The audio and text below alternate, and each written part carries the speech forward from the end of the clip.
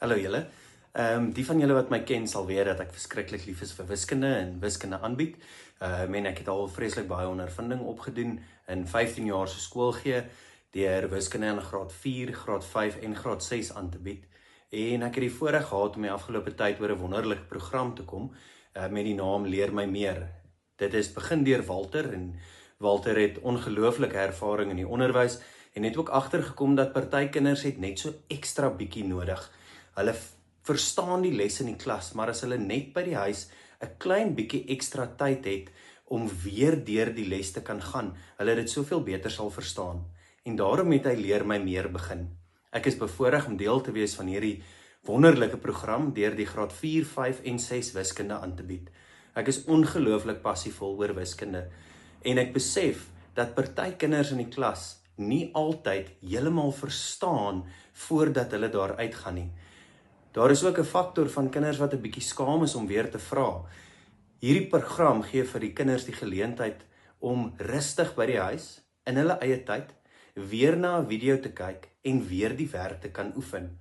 So word goeie vaslegging gedoen en kan hulle selfvertroue opbou, want wiskunde gaan eintlik oor selfvertroue.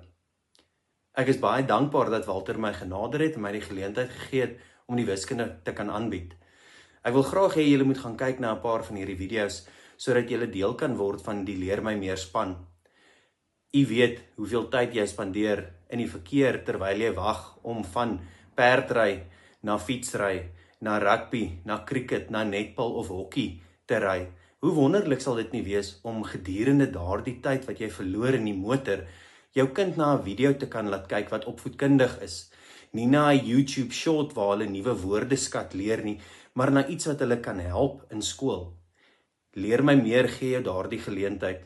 Gaan klik asseblief op die link hieronder of kontak vir Walter by die nommer wat op die skerm sal verskyn.